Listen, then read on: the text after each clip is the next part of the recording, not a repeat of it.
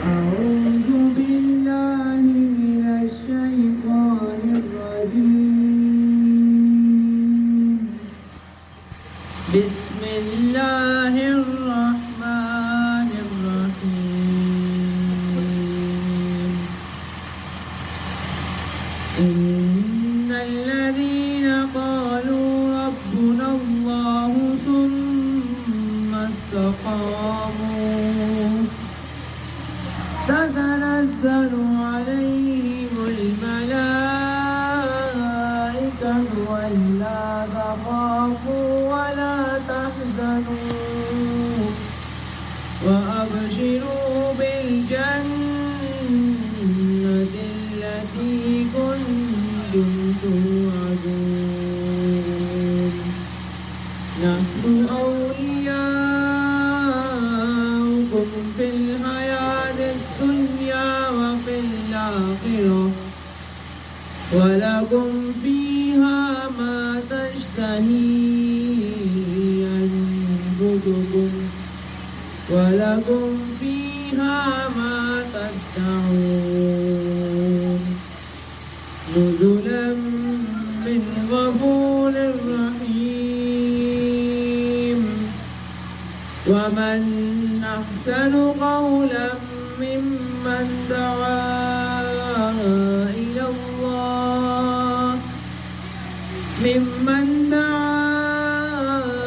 الله وعمل صالحا وقال إنني من المسلمين. ولا تستوي الحسنة ولا السيئة ادفع بالتي هي أقوم فإذا الذي بينك وبينه عداوة كأنه ولي حميم.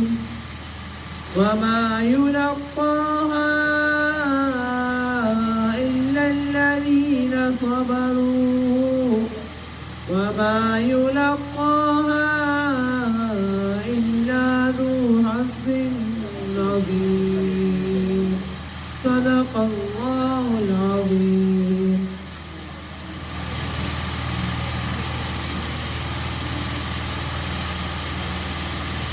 گدا کو بادشاہ یا بادشاہوں کو گدا کر دے.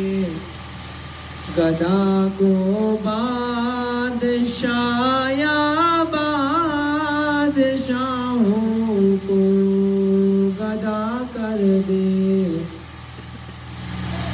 میرے مالک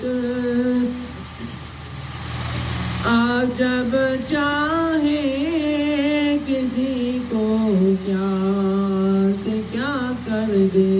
میرے مالک آپ جب چاہیں کسی کو کیا سے کیا کر دے.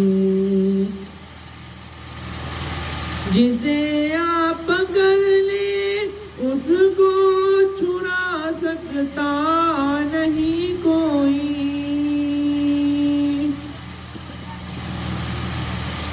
جسے آپ پکڑ لیں اس کو چھڑا سکتا نہیں کوئی. اسے پھر کون پکڑے جس کو مولا رہا کر لے.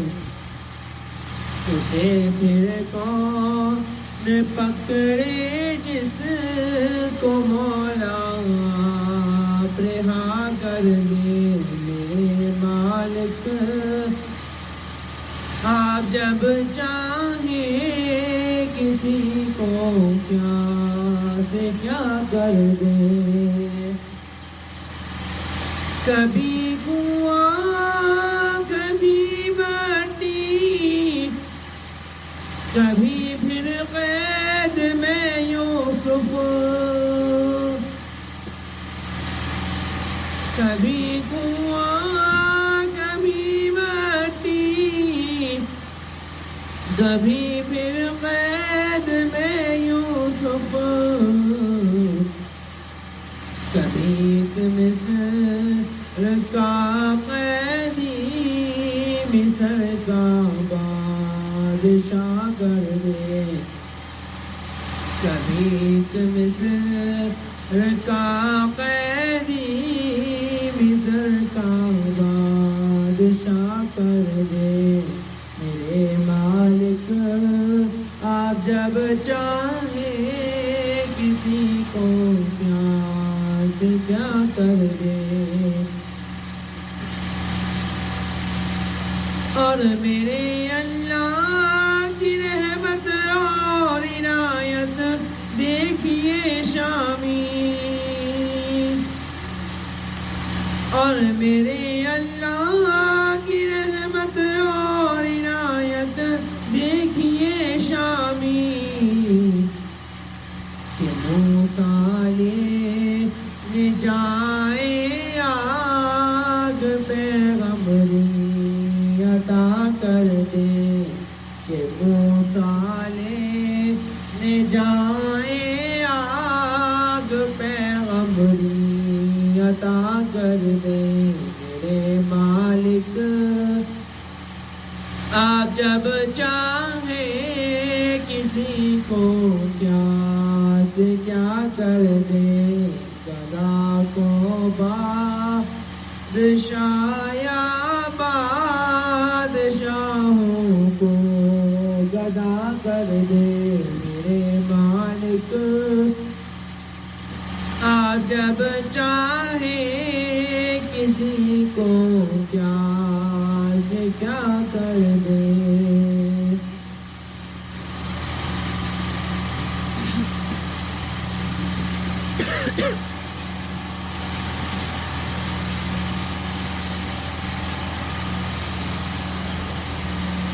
نعبده ونصلي على رسوله الكريم، أما بعد، أعوذ بالله من الشيطان الرجيم، بسم الله الرحمن الرحيم، قال الله تعالى في قرآن المجيد، يا أيها الذين آمنوا اتقوا الله وقولوا قولا سديدا، وقال النبي صلى الله عليه وسلم، إن في الجسد مضغة إذا صلحت صلح الجسد كله، وإذا فسدت فسد الجسد كله، ولا وهي القلب، أو كما قال عليه الصلاة والسلام۔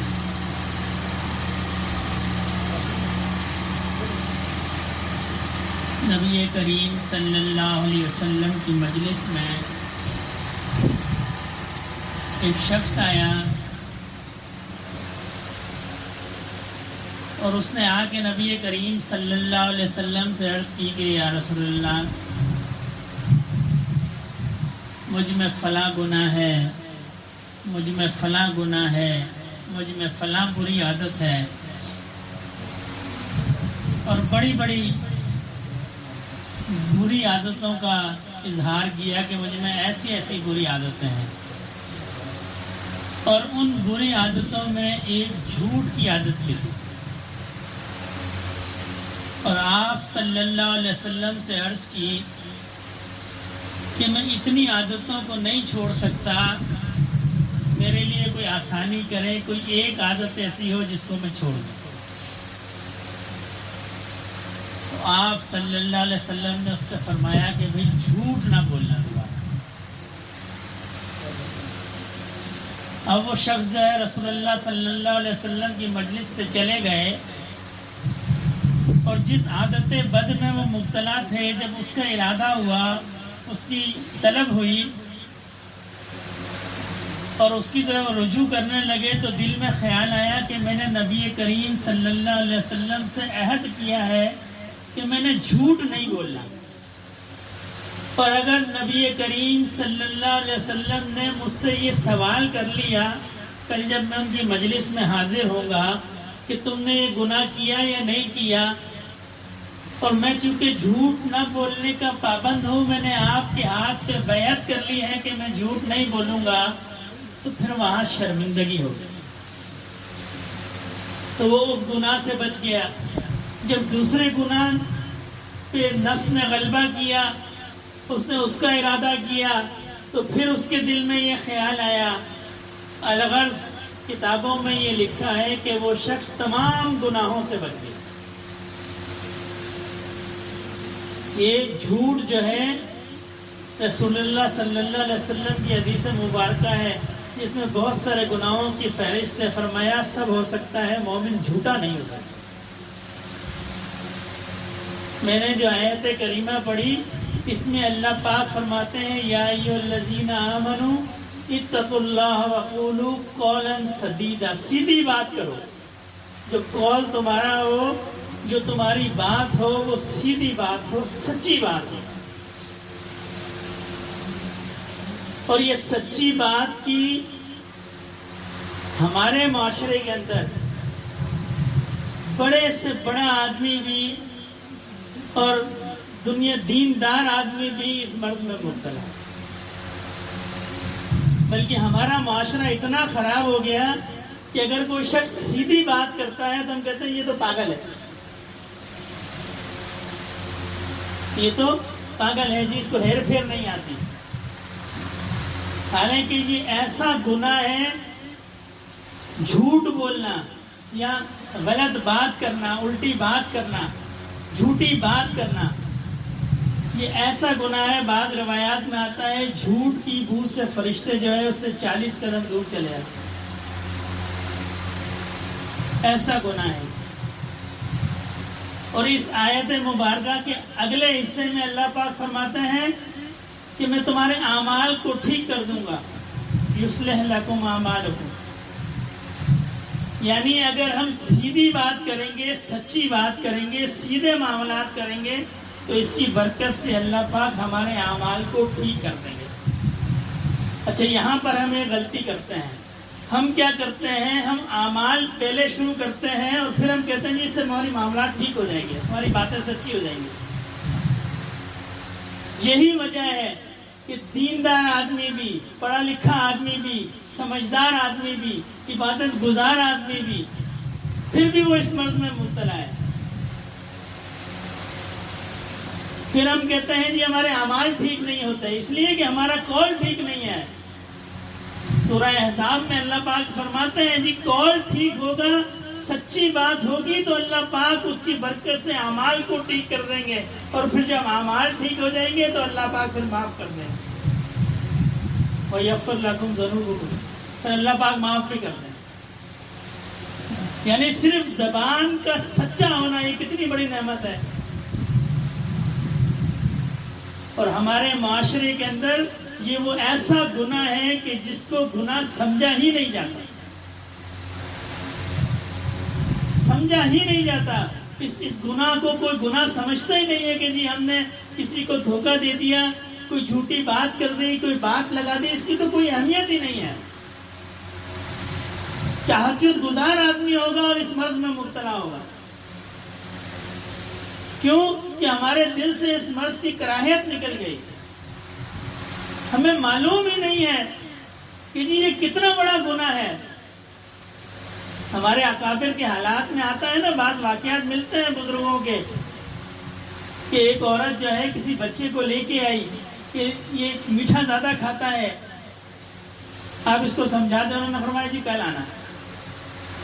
اور کل اس بچے کو کہا کہ جی میٹھا نہ کھایا کرو، یہ اچھی بات نہیں ہے میٹھا کھانا. اس نے کہا جی آپ یہ بات کل بھی کہہ سکتے تھے. کہنے کل تو میں نے خود بھی میٹھا زیادہ کھایا. ہم بات کرتے ہیں، ہمیں احساس نہیں ہوتا کہ جی ہماری بات ٹھیک ہے کہ نہیں ہے. اور پھر سچی بات کرنے کے بھی طریقے ہیں. سچی بات کرنے کے بھی طریقے ہیں. ضروری نہیں ہے کہ سچی بات، عام طور پر ایک مقولہ مشہور ہے کہ جی سچ کڑوا ہوتا ہے. ایسا نہیں ہے. میں اس بات کو نہیں مانتا کہ سچ کڑوا ہوتا ہے. سچ کڑوا نہیں ہوتا، اس کے کہنے کا انداز کڑوا ہوتا ہے. ہم جس انداز سے سچ کو اختیار کرتے ہیں وہ انداز کڑوا ہوتا ہے. سچ کڑوا نہیں ہوتا، سچ تو میٹھا ہوتا ہے. کسی کو نصیحت کرنی ہو، کسی کی غلطی کی اصلاح کرنی ہو، ہم کیا کرتے ہیں؟ اس کو ڈائریکٹ کہتے ہیں. حالانکہ ہمارے اکابر کا یہ طریقہ نہیں ہے. حضرات حسنین جب چھوٹے تھے تو ایک بزرگ صحابی کو دیکھا کہ ان کے وضو میں کچھ نقص ہے،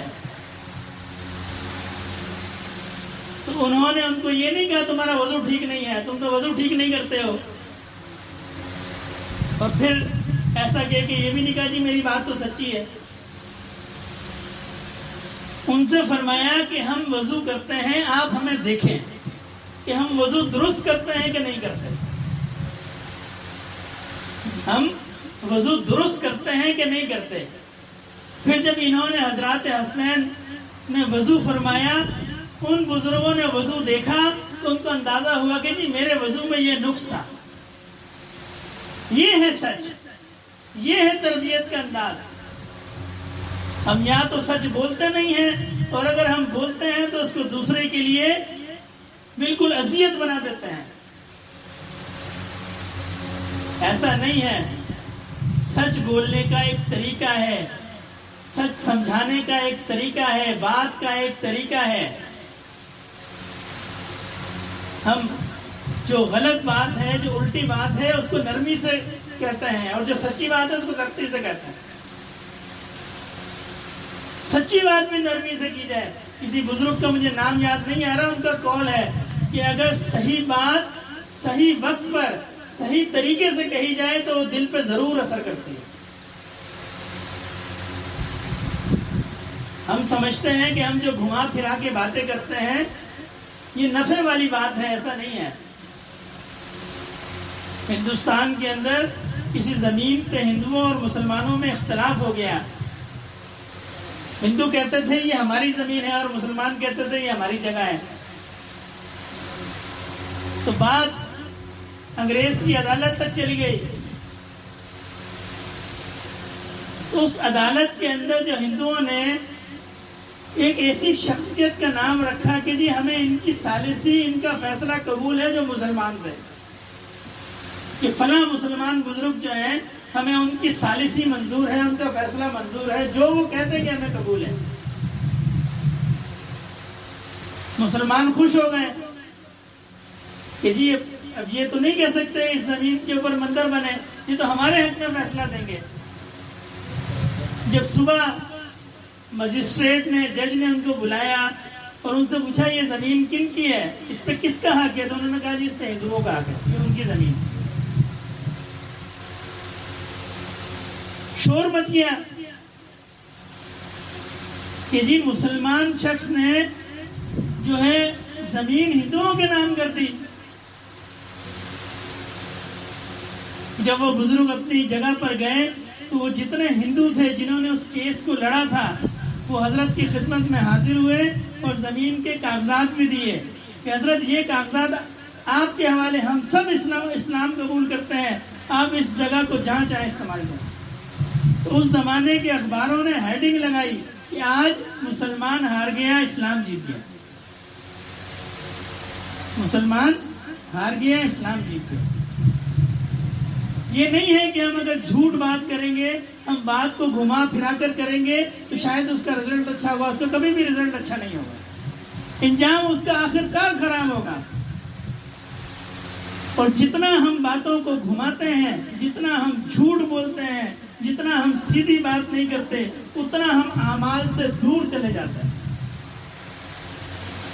اب آپ کہہ سکتے ہیں کہ جی نیک لوگ بھی یہ کام کرتے ہیں، نمازی لوگ بھی یہ کام کرتے ہیں، نمازی لوگ بھی جھوٹ بولتے ہیں، فلاں بھی جھوٹ بولتا ہے. کہہ سکتے ہیں جی، اس کے تو اعمال ختم نہیں ہوئے. تو اعمال کی صرف ظاہر باقی رہ گیا ہے، اس کی روح ختم ہو گئی. اس کے اعمال کا ظاہر ضرور باقی ہے، اس کی روح باقی نہیں ہے. اس لیے کہ جس کے اعمال ٹھیک ہوں گے اس کے معاملات بھی ٹھیک ہوں گے. نبی کریم صلی اللہ علیہ وسلم نے جب اہل مکہ کو دعوت دی، کفار تھے، سخت ترین دشمن تھے، سخت ترین. تو آپ نے دعوت کا کیا طریقہ اختیار فرمایا؟ پہاڑ کے اوپر کھڑے ہو گئے اور ان سے فرمایا کہ اگر میں کہوں کہ اس پہاڑ کے پیچھے سے دشمن کا لشکر آ رہا ہے تو تم مانو گے اس بات کو؟ تو انہوں نے عرض کی کہ ہم مانیں گے بالکل، اس لیے کہ ہم نے آپ کو کبھی جھوٹ بولتے نہیں دیکھا. ایسی بنیادی یہ مومن کی خصوصیت ہے، بالکل بنیادی. امام بخاری رحمۃ اللہ علیہ جب گھر سے نکلے تو ماں نے کچھ رقم جو ہے ان کو حوالے کر دی کہ حدیث کی تعلیم کے لیے جا رہے ہیں، اللہ کے دین کو سیکھنے کے لیے جا رہے ہو تو یہ مال ساتھ لے کے جاؤ، رستے میں کام آئے گا. اب آپ کشتی میں سوار تھے تو ساتھ کسی مسافر سے گپ شپ لگ گئی. وہ کوئی بدنیت آدمی تھا، اس نے باتوں باتوں میں پوچھ لیا، باتوں باتوں میں تذکرہ ہو گیا کہ امام بخاری رحمۃ اللہ علیہ کے پاس ایک مال موجود ہے، اور مال کی اس نے تعداد پوچھ لی. کچھ دیر کے بعد اس نے شور مچا دیا کشتی کے اندر کہ جی میرے اتنے جو مال ہے، اتنا جو پیسہ ہے، یہ درہم و دینار ہیں، یہ گم ہو گئے. اور تعداد اتنی جتنی امام بخاری کے پاس رقم موجود تھی. تو اب یہ طے ہوا کہ کشتی کے ہر مسافر کی تلاشی لیں گے. ہر مسافر کی تلاشی لی، امام بخاری کی بھی تلاشی لی. تو کسی کے پاس وہ مال نہیں نکلا. جب مال نہیں نکلا تو کشتی والوں نے پھر اس شخص کو لعنت ملامت کی کہ بھئی تم نے جھوٹا الزام لگایا اور جو بھی. اب وہ کچھ دیر کے بعد امام بخاری کے پاس آیا اور کہنے لگا بھئی تمہارے پاس تو رقم موجود تھی، وہ رقم کہاں گئی؟ تو آپ نے فرمایا اس رقم کو میں نے دریا میں پھینک دی یا سمندر میں پھینک دی. تو وہ کہنے لگا اتنی کثیر رقم کو تم نے سمندر میں پھینک دیا؟ فرمایا ہاں، اس لیے کہ میں حدیث کے علم کو حاصل کرنے کے لیے آ رہا تھا. مجھے یہ بات درست معلوم نہیں ہوئی کہ بعد والے لوگ کہیں کہ امام بخاری نے چوری کی تھی. اس درجے کی احتیاط جو ہے وہ ہمارے بزرگوں نے کی کہ بعد والے یہ نہ کہتے ہیں. آج ہمارے معاملات جو ہیں، ہماری بات صبح جھوٹ سے شروع ہوتی ہے اور جھوٹ پہ ختم ہوتی ہے. ہمارے ایک ساتھی تھے، ہمارے حضرت کی انہوں نے دعوت کی تو یہ فقیر بھی ساتھ تھا، تو ناشتے کی دعوت تھی. دوران گفتگو بات چلی کاروبار کے اوپر. تو وہ کہنے لگے جی ایمانداری سے کاروبار کرنا بہت مشکل ہے، اگر ہم سچ بولیں تو کاروبار چلتا ہی نہیں ہے.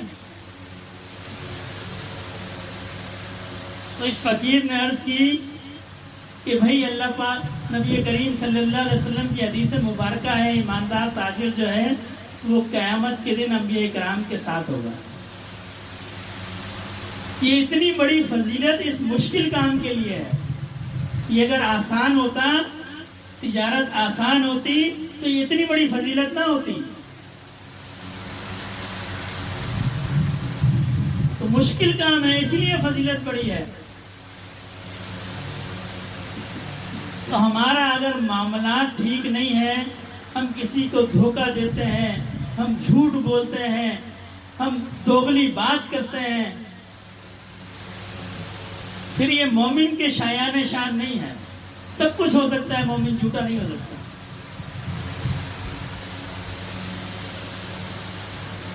اور جو بھی اس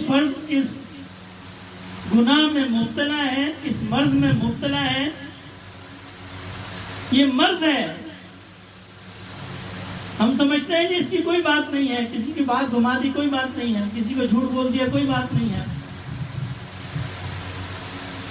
بات ہے. اللہ نے فرمایا ہے سیدھی بات کرو، سچی بات کرو. کیوں؟ سیدھی اور سچی بات نہ کرنے کی صورت میں اعمال ضائع ہوتے ہیں. اللہ اعمال کو قبول نہیں کرتے، اعمال کی توفیق نہیں ہوتی. سچی بات کرو. تو آج سے یہ بنیادی چیز جو ہے یہ آج سے شروع کرنی ہے. جو اس مرض میں مبتلا نہیں ہے وہ اللہ کا شکر ادا کرے. کہ اس قرب قیامت کے اندر اللہ نے اسے اس مرض سے محفوظ رکھا ہے. اور جو مبتلا ہے وہ آج سے توبہ کرے. ہم سمجھتے ہیں کہ جی سچی بات کرنے سے نقصان ہوگا. کوئی نقصان نہیں ہوگا، کبھی بھی نقصان نہیں ہوگا. جھوٹ بول کے چیز ایک دفعہ بک جائے گی، 2 دفعہ بک جائے گی، 3 دفعہ بک جائے گی. یہ آپ کا بھی مشاہدہ ہوگا. جس کے معاملات ٹھیک ہوتے ہیں لوگ اس پہ اعتماد کرتے ہیں کہ جی یہ سچا بندہ ہے، یہ ٹھیک آدمی ہے. ہمارے یہاں ایک ٹھیکیدار ہیں ارشد بھائی منگو پیر میں. میں کوئی پرانی کی بات نہیں، ماضی کی بات نہیں بتاتا، ابھی کی بتاتا ہوں. ان کے جو ریٹ ہیں وہ علاقے کے جتنے ٹھیکیدار ہیں ان سب سے زیادہ ہیں. تو ایک بار میں نے ان سے کہا کہ ارشد بھائی آپ کے ریٹ جو ہیں یہ باقی لوگوں سے زیادہ ہیں، آپ کو کیسے کام ملتا ہے؟ تو فرمانے لگے کہ بھائی تبلیغی ذاتی ہیں ماشاءاللہ، فرمانے لگے کہ بھائی میں ایمانداری کرتا ہوں. اور علاقے میں ان کا ایسا نام ہے کہ سب کو پتا ہے کہ جنہوں نے جو چیز کہہ دی وہ لگائیں گے. ہم سمجھتے ہیں کہ جی اگر ہم بے ایمانی جھوٹ بولیں گے تو ہمارا کاروبار چل جائے گا. نہیں چلے گا. سچ بولنے سے چلے گا. 1 دفعہ میں نقصان ہوگا، 2 دفعہ نقصان ہوگا، 3 دفعہ نقصان ہوگا. اس کا ایسی معاشرے کے اندر ایسی ساتھ بنے گی، ہر بندہ کہے گا جی فلاں چیز اس بندے کے بعد چلے جاؤ ٹھیک ہے. یہ جو کہتا ہے وہ دیتا ہے. یہ بندہ معاملات کا ٹھیک ہے، جو بات کرتا ہے اس کو پوری کرتا ہے. یہ بظاہر ہمیں لگتا ہے اور یہ ہمیں چھوٹی بات لگتی ہے کہ جی جھوٹ چھوٹی بات ہے، اس سے کیا ہوتا ہے. یہ چھوٹی بات نہیں ہے، یہ بہت بڑی بات ہے. یہ اتنی بنیادی بات ہے کہ نبی کریم صلی اللہ علیہ وسلم نے فرمایا مومن جھوٹا ہو ہی نہیں سکتا ہے. اور کوئی ہمارے نام سے کہے جی فلاں جھوٹا ہے، نہ بھی گئے ہم اس سے جھوٹ بولے تو ہم اس کیٹیگری کے اندر آتے ہیں کہ نہیں آتے؟ اور اتنے آرام سے ہم جھوٹ بول جاتے ہیں. ہمارے جھوٹ سے لوگوں کو نقصان ہوتا ہے، ہمارے جھوٹ سے لوگوں کو اذیت ہوتی ہے، وہ سارے گناہ الگ ہیں. ہاں کچھ مواقعوں پہ جھوٹ کی گنجائش ہے، وہ الگ ہے. 2 میاں بیوی میں صلح کرانی ہو، جھوٹ کی گنجائش ہے.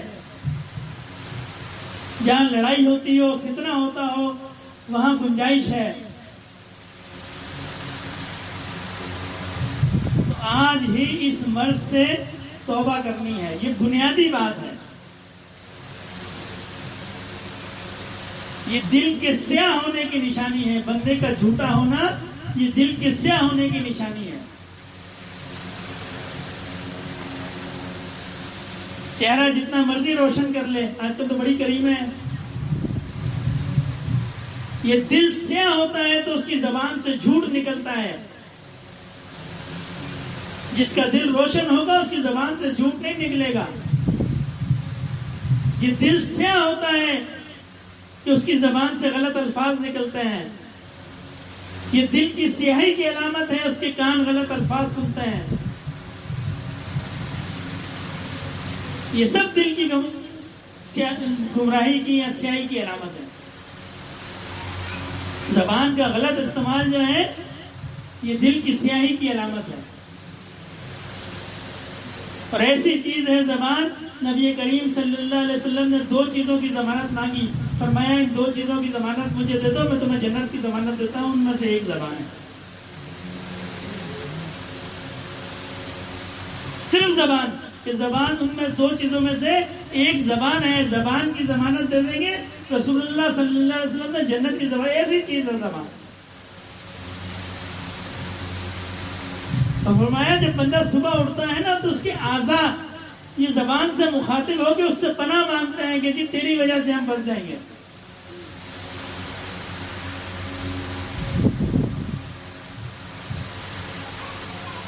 اور قیامت کے دن اعضاء بولیں گے اور زبان پہ پابندی ہوگی بولنے کی. اور اگر آپ غور کریں سب سے زیادہ گناہ جو ہیں یہ زبان کے. تو دعا فرمائے اللہ رب العزت ہمیں زبان کے گناہوں سے توبہ کرنے کی توفیق عطا فرمائے۔ اور اس زبان کا سب سے بہترین علاج کیا ہے؟ اس کا سب سے بہترین علاج یہ ہے کہ انسان ذکر الہی میں مشغول رہے۔ حضرت معاذ رضی اللہ تعالیٰ عنہ جب نبی کریم صلی اللہ علیہ وسلم سے رخصت ہونے لگے اور یمن میں آپ کو رسول اللہ صلی اللہ علیہ وسلم نے یمن کا عامل مقرر فرمایا، تو حضرت معاذ جب گھوڑے پر سوار ہوئے رسول اللہ صلی اللہ علیہ وسلم آپ کو چھوڑنے کے لیے آئے اور آپ سے فرمایا کہ معاذ ہو سکتا ہے یہ ہماری آخری ملاقات ہو۔ تو حضرت معاذ رونے لگ گئے۔ پھر فرمایا معاذ اپنی زبان کو اللہ کے ذکر سے تر رکھنا، اپنی زبان کو اللہ کے ذکر سے تر رکھنا، یہ زبان کا سب سے بہترین علاج ہے۔ اس کو آزاد نہیں چھوڑنا، اس کو اللہ کے ذکر سے تر رکھنا ہے۔ جب یہ زبان اللہ کے ذکر سے تر رہے گی پھر غلط بات نہیں نکلے گی۔ ہم نے کبھی اس طرف غور ہی نہیں کیا، ہم نے بہت اگر کیا تو نماز کے اندر زبان سے کچھ کلمات پڑھ لیے بس، اس کے بعد زبان فارغ ہے ہماری، کچھ بھی بولتی رہے، جھوٹ بولتی رہے، لوگوں کو تنگ کرتی رہے، تہمتیں لگاتی رہے، کچھ بھی کرتی رہے۔ یہ زبان کے معاملات جو ہیں یہ بڑے خراب ہیں۔ اس لیے بعض بزرگوں نے لکھا ہے کہ اس وقت تک نہ بولا جائے جب تک اتنی پیاس محسوس نہ ہو جتنی شدید پیاسے کو محسوس ہوتی ہے کہ میں پانی نہیں پیوں گا تو مر جاؤں گا، میں پانی نہیں پیوں گا تو مر جاؤں گا۔ فرمایا جب ایسی کیفیت ہو تو پھر بولے۔ اور ہم فضول ہر وقت لایانی گفتگو اس سے کرتے ہیں۔ تو دعا فرمائے اللہ رب العزت ہمیں عمل کی توفیق عطا فرمائے۔ تمام ساتھی 3 دفعہ استغفار، 10 دفعہ درود شریف، 10 دفعہ تیسرا کلمہ، 11 دفعہ سورہ اخلاص اور 1 دفعہ سورہ فاتحہ۔ استغفر اللہ۔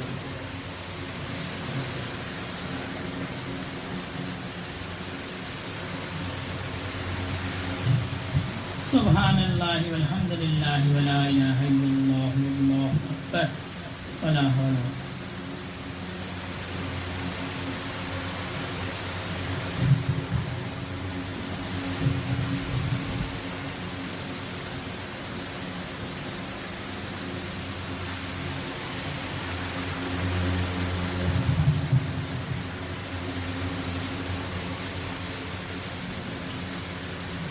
صلی اللہ علیہ وبارک وسلم۔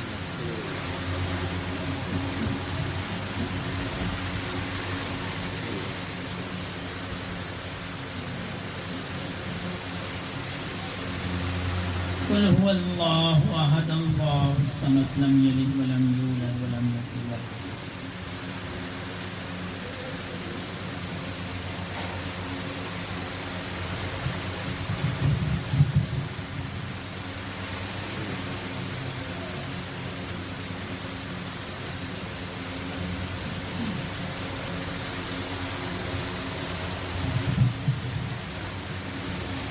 الحمد للہ رب العالمین الرحمن الرحیم مالک یوم الدین ایاک نعبد و ایاک نستعین اهدنا الصراط المستقیم صراط الذین انعمت علیہم غیر المغضوب علیہم۔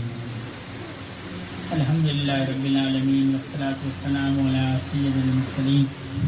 یا اللہ پاک جو پڑھا گیا اس کا ثواب نبی کریم صلی اللہ علیہ وسلم کی بارگاہ عالیہ میں پیش فرمائی، آپ کے طفیل جملہ صحابہ کرام، سلسلہ عالیہ نقشبندیہ کے جملہ شیوخ و اجزام، خصوصاً میرے دادا رحمۃ اللہ علیہ کے نام اعمال میں داخل فرمائیے۔ یا اللہ پاک اس کا ثواب جملہ مسلمان مردوں اور عورتوں، زندہ اور مردہ سب کے نام اعمال میں داخل فرمائیے۔ اللہم صلی علی سیدنا مولانا محمد صلاۃ تنجینا بہا من جمیع الاحوال والآفات وتقضی لنا بہا جمیع الحاجات وتطہرنا بہا من جمیع السیئات وترفعنا بها عندك أعلى الدرجات وتبلغنا بها أقصى الغايات من جميع الخيرات في الحياة وبعد الممات إنك على كل شيء قدير. سبحان ربك رب العزة عما يصفون وسلام على المرسلين والحمد لله رب العالمين. آمین برحمتک یا ارحم الراحمین. آمین. تمام ساتھی آنکھوں کو بند کر لیں، چہرے پہ کپڑا یا رومال ڈال لیں. طریقہ اس کا یہ ہے کہ اپنی توجہ دل کی طرف رکھنی ہے اور دل کی توجہ اللہ رب العزت کی ذات کی طرف رکھنی ہے. جیسا بندہ اللہ سے گمان رکھتا ہے اللہ پاک اس کے ساتھ ویسا معاملہ کرنا. تو اس تصور اور گمان کے ساتھ بیٹھنا ہے کہ میں اللہ کے سامنے بیٹھا ہوں، اللہ میرے ساتھ، وَهُوَ مَعَكُمْ أَيْنَمَا كُنتُمْ، تم جہاں بھی ہو اللہ تمہارے ساتھ ہے. تو اس تصور کرتے ہوئے اس گمان کے ساتھ بیٹھنا ہے کہ اللہ پاک کی جناب سے رحمت اور محبت کا فیضان یہ میرے دل کے اندر آ رہا ہے اور اس کی برکت سے میرا دل روشن ہو رہا ہے اور میرا دل کر اللہ اللہ اللہ. یہ 15 منٹ 20 منٹ یا آدھا گھنٹہ یا 10 منٹ جتنی دیر کا بھی مراقبہ ہوگا، اس میں کوشش یہ کرنی ہے کہ دھیان اللہ پاک کی ذات کی طرف رہے، دل کی طرف رہے اور دل اللہ پاک کی طرف متوجہ رہے. اگر خیالات آئیں تو پھر دوبارہ اپنے مقصد کی طرف متوجہ ہوا جائے. خیالات زیادہ تنگ کریں تو سانس کو روک لیں، زبان کو تالو کے ساتھ لگا لیں، جتنی دیر تک سانس کو روک سکتے ہوں آسانی کے ساتھ. اس کے بعد پھر آہستہ آہستہ ناک کے ذریعے سانس کو خارج کریں. اس طریقے سے خیالات جو ہیں وہ رفع ہو جائیں گے. یہ تسبیح چلائی جائے گی، نہ یہ فرض ہے نہ واجب ہے نہ سنت ہے. اس کو چلائیں تو کوئی نفع نہیں ہے، نہ چلائیں تو کوئی نقصان نہیں ہے. یہ صرف بزرگوں کا ایک طریقہ ہے. اس طریقے سے خیالات بھٹکتے نہیں ہیں، وہ تسبیح کی آواز پہ یکسو رہتے ہیں. ہمارے بزرگ اس کی مثال ایسے دیتے ہیں جیسے استاد بچے کو پڑھاتے ہیں تو استاد کے سامنے ایک بینچ ہوتی ہے، ڈیسک ہوتی ہے. جب طلبہ آپس میں گفتگو کرتے ہیں تو استاد چھڑی کو اس بینچ پہ مارتا ہے، اس سے ایک آواز پیدا ہوتی ہے اور اس آواز سے جو بچے ہیں وہ دوبارہ پڑھائی کی طرف متوجہ ہو جاتا ہے. اس طرح اس تسبیح سے صرف آواز پیدا ہوتی ہے. تو اس پہ تصور رکھنا ہے کہ یہ تسبیح کی ٹک ٹک نہیں ہے، یہ میرے دل کی دھڑکن ہے اور یہ کر رہا ہے اللہ اللہ اللہ.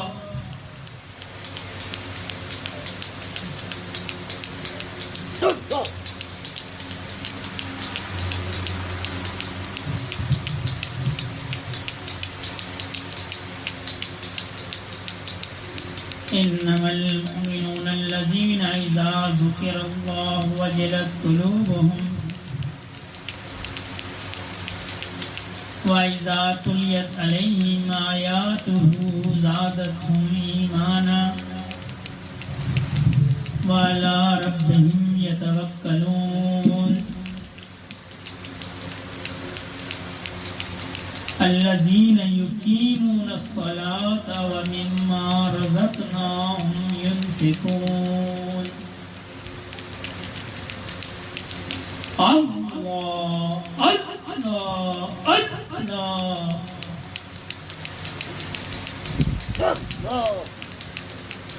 نہ دنیا سے نہ دولت سے نہ گھر آباد کرنے سے، نہ دنیا سے نہ دولت سے نہ گھر آباد کرنے سے سکون دل کو ہوتا ہے اللہ کو یاد کرنے سے. اللہ اللہ اللہ. زندگی آمد برائے بندگی، زندگی بے بندگی شرمندگی.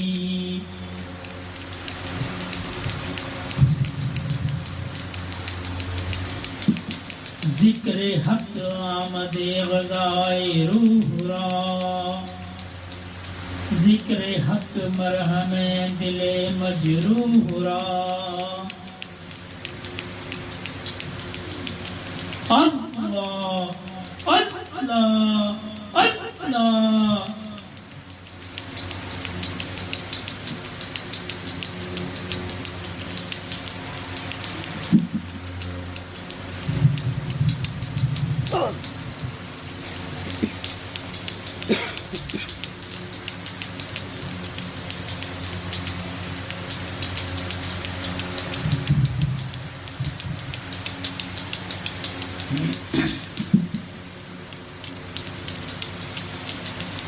الہی تیری شوقت پر، الہی تیری شوقت پر بھکاری بن کے آیا ہوں. الہی تیری شوقت پر بھکاری بن کے آیا ہوں. سراپا فقر ہوں، اج جو ندامت ساتھ لایا ہوں. بھکاری وہ کہ جس کے پاس جھولی ہے نہ پیالہ ہے. بھکاری وہ جسے حرص و ہوس نے مار ڈالا ہے. متاع دین و دانش نفس کے ہاتھوں سے لٹوا کر، سکون کر کی دولت ہوس کی بھیک چڑھوا کر، لٹا کر ساری پونجی غفلت و نسیاں کے دلدل میں سہارا لینے آیا ہوں. تیرے کعبے کے آنچل میں گناہوں کی لپٹ سے کائنات قلب افسردہ. ارادے مزمحل ہمت شکستہ حوصلے مردہ. کہاں سے لاؤں طاقت دل کی سچی ترجمانی کی، کہ کس جھنجھال میں گزری ہیں گھڑیاں زندگانی کی. خلاصہ یہ کہ بس جلب ان کے اپنی روسیائی سے، سراپا فقر بن کر اپنی حالت کی تباہی سے. تیرے دربار میں لایا ہوں اب اپنی زبوں حالی.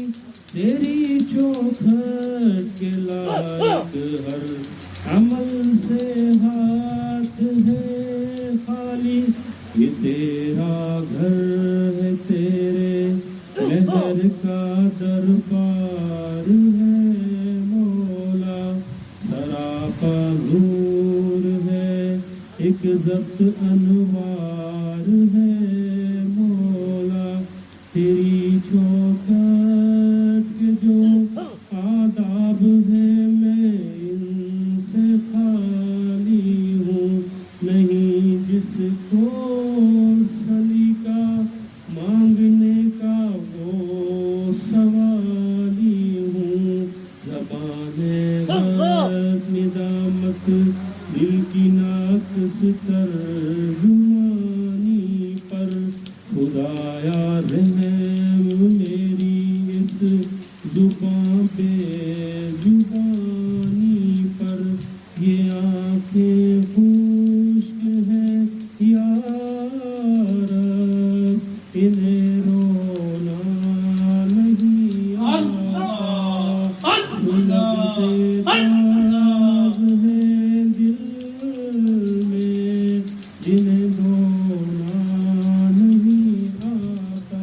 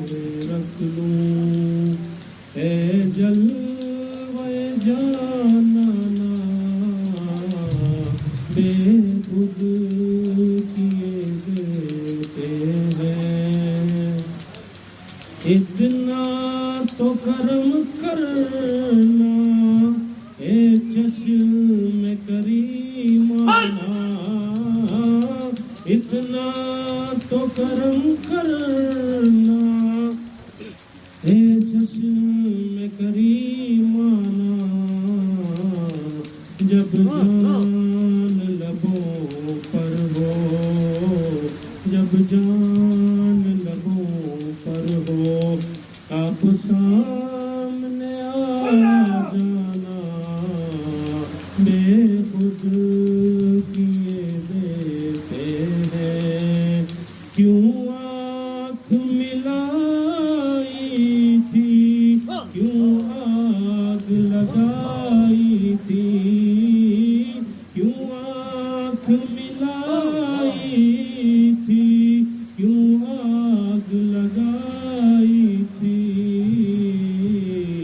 اب رخ کو چھپا بیٹھے، اب رخ کو چھپا بیٹھے، کر کے مجھے دیوانہ، بے خود کیے دیتے ہیں، دنیا میں مجھے تم نے جو اپنا بنایا ہے، دنیا میں مجھے تم نے جو اپنا بنایا ہے، محشر میں بھی کہہ دینا، محشر میں بھی کہہ دینا، یہ ہے میرا دیوانہ، بے خود کیے دیتے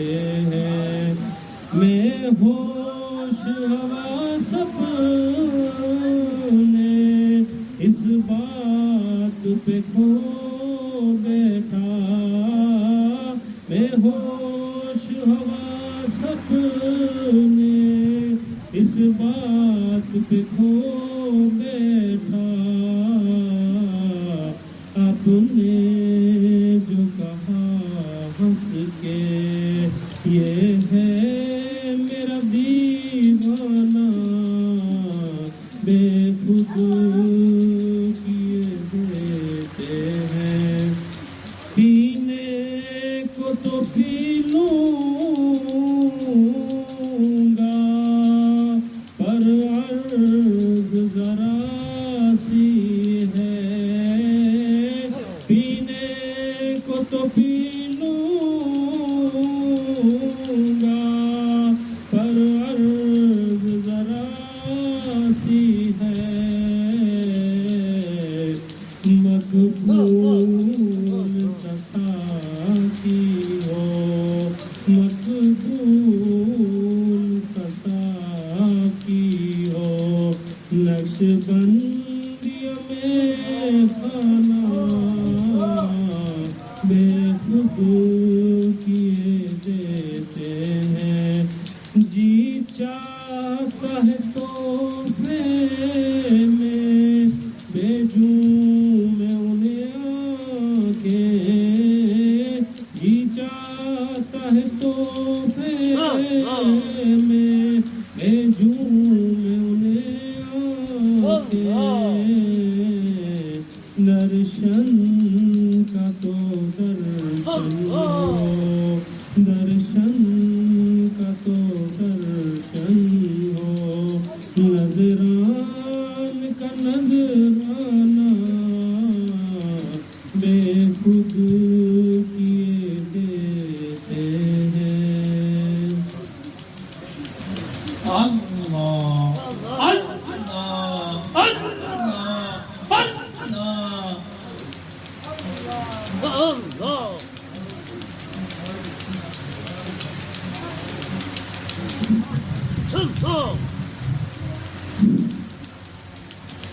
جگہ جی لگانے کی دنیا نہیں ہے، یہ عبرت کی جا ہے، تماشا نہیں ہے۔ جگہ جی لگانے کی دنیا نہیں ہے، یہ عبرت کی جا ہے، تماشا نہیں ہے۔ جہاں میں ہے عبرت کے ہر سو نمونے، مگر تجھ کو اندھا کیا رنگ بگوں نے۔ کبھی غور سے بھی یہ دیکھا ہے تو نے، جو معمول تھے وہ محل اب ہے سونے۔ جگہ بھی لگانے کی دنیا نہیں ہے، یہ عبرت کی جا ہے، تماشا نہیں ہے۔ میرے خاک میں اہل شاہ کیسے کیسے زمین ہو گئے، لکا کیسے کیسے ہوئے نام اور بے نشاں، کیسے کیسے زمین کھا گئی نوجواں، کیسے کیسے جگہ جی لگانے کی دنیا نہیں ہے، یہ عبرت کی جا ہے، تماشا نہیں ہے۔ مجھے بہر بچپن میں برسوں کھلایا، جوانی نے پھر تجھ کو مجنون بنایا، بڑھاپے نے پھر آگے کیا کیا ستایا، اجل تیرا کر دے گی بالکل صفایا۔ جگہ جی لگانے کی دنیا نہیں ہے، یہ عبرت کی جا ہے، تماشا نہیں ہے۔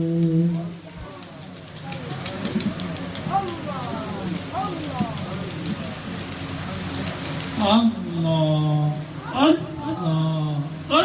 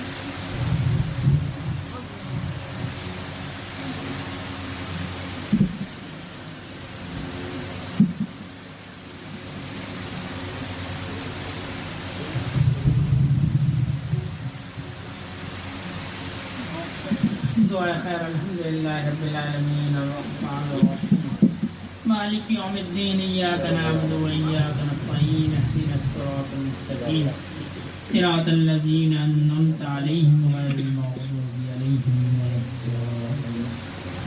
ربنا ظلمنا انفسنا وان لم تغفر لنا وترحمنا لنكونن من الخاسرین۔ ربنا لا تؤاخذنا إن نسينا وأخطأنا، ربنا ولا تحمل علينا إصرا كما حملته على الذين من قبلنا، ربنا ولا تحملنا ما لا طاقة لنا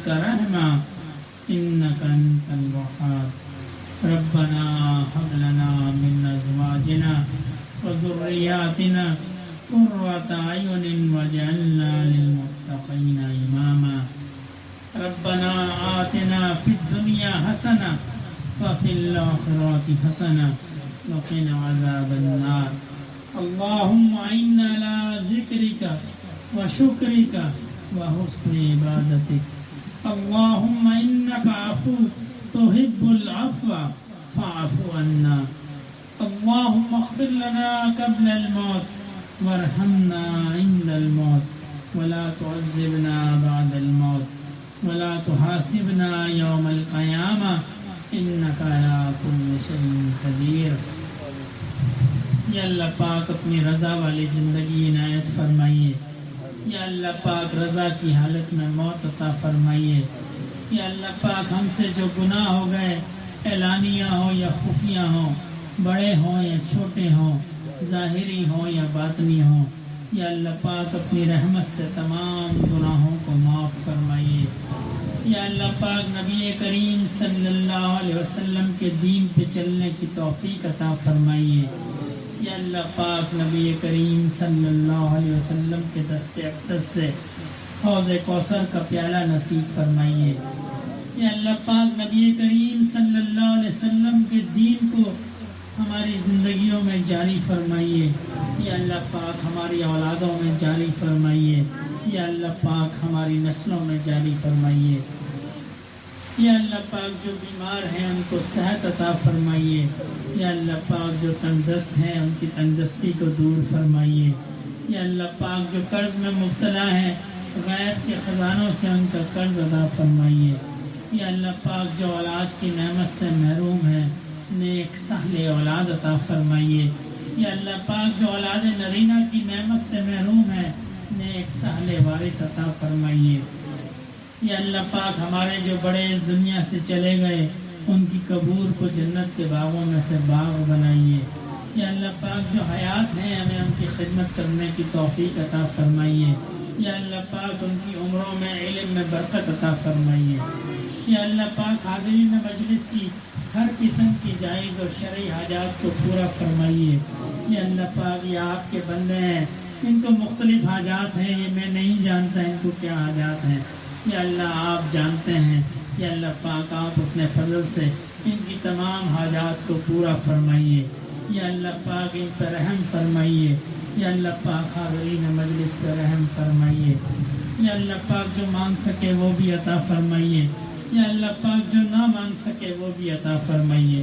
یا اللہ پاک ہم نے اپنے گمان کے مطابق مانگا آپ اپنی شان کے مطابق عطا فرمائیے یا اللہ پاک اس مجمع میں کوئی نیک بندہ ہوگا جس کی آمین آپ کو پسند ہوگی یا اللہ پاک اس آمین کی برکت سے ہماری دعاؤں کو قبول فرمائیے یا اللہ پاک ہم پہ رحم فرمائیے اللہم صلی علی سیدنا و مولانا محمد صلاة تنجینا بها من جمیع الاحوال والآفات وتقضی لنا بها جمیع الحاجات وتطهرنا بها من جمیع السیئات وترفعنا بها عندك أعلى الدرجات وتبلغنا بها أقصى الغايات من جميع الخيرات في الحياة وبعد الممات إنك على كل شيء قدير سبحان ربك رب العزة عما يصفون وسلام على المرسلين والحمد لله رب العالمين آمين برحمتك يا أرحم الراحمين آمين يا رب العالمين